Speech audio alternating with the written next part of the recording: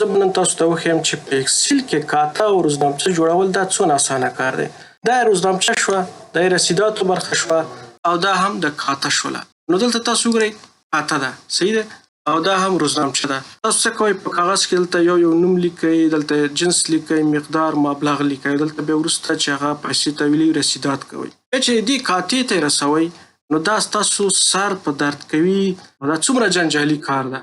یو نفر دلته دا په مختلفو پاڼو باندې لیکل شوي دي، یو پاڼې نه د ده معاملات راټولوه، دلته یې لیکه او دا دا ډېر جنجالي کار ده.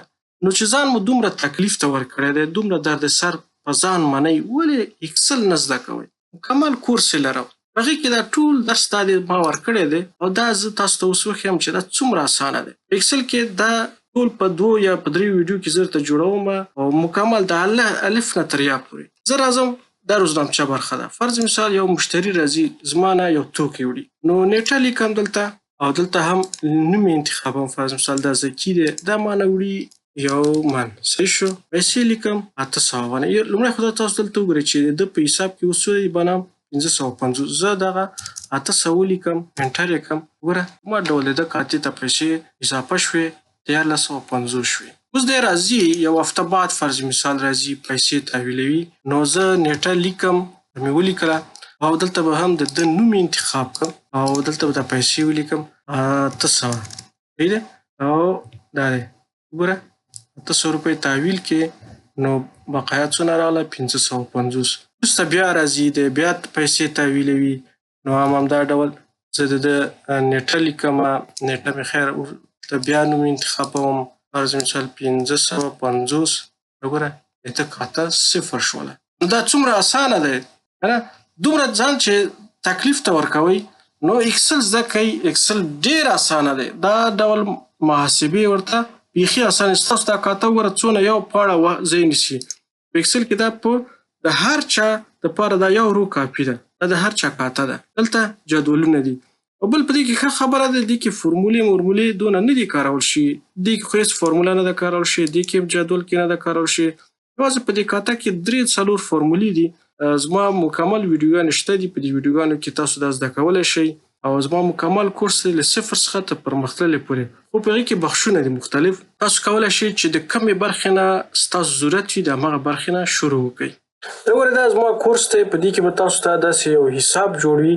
دې طرف ته ستاسو مکمل ویډیوګانې. البته دا په یاد لرئ چې دا زه ما په براوزر کې خلاص کړی، خو د دې خپل اپلیکیشن هم شته، په هغې کې بیا تاسو ته یو بل ډول ښکارېږي، هغه بیا ډېر اسانه دی. نو دلته لومړی که چېرته ته د اکسل د 0 نه شروع کوې نو قدم راواخله، د لومړۍ برخې نه شروع وکړه، که لږ ښه وي متوسطه برخې نه شروع کړه، او که چېرته پرمختللې برخې غواړې، د فورمولونه زده کوې او داسې اپلیکیشنونه پکې جوړول غواړې، نو اکسل پرمختللې برخې ته راشه. دلته چې هر درس ته پکار وي هغه درس نه شروع وکړه. فیس یې ډېر کم فیس دی او یو ځل فیس تحویلېږي. بس دغه ویبسایټ چې وي او دغه اپلیکیشن چې تا سره وي ټول عمر ورته لاسرسی لرې.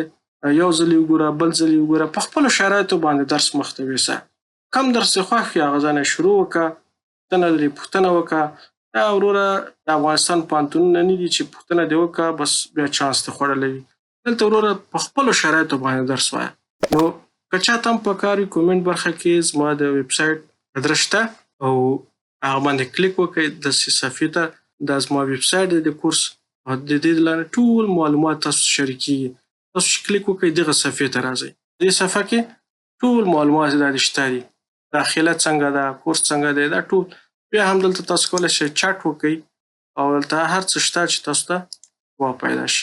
دا خو اسانه شی دی او دا هنر دی چې زده یې کړې. دا کوم په بازار کې ته کوم اپلیکیشن واخلې هغه هنر نشي کېدلی. هغه یو کس پرې کاروي، یو کس پرې نه کاروي. اکسل په هر دفتر کې کارول کېږي، په دولتي کې هم کارول کېږي، په شخصي کې هم کارول کېږي، داخل کې هم کارول کېږي، خارج کې هم کارول کېږي. په یاد ولرئ 2 میلیارده کاروونکي لري اکسل. ښې چارې وختونه ولرئ. ما ویبسایټ نه حتما لیدنه وکړئ.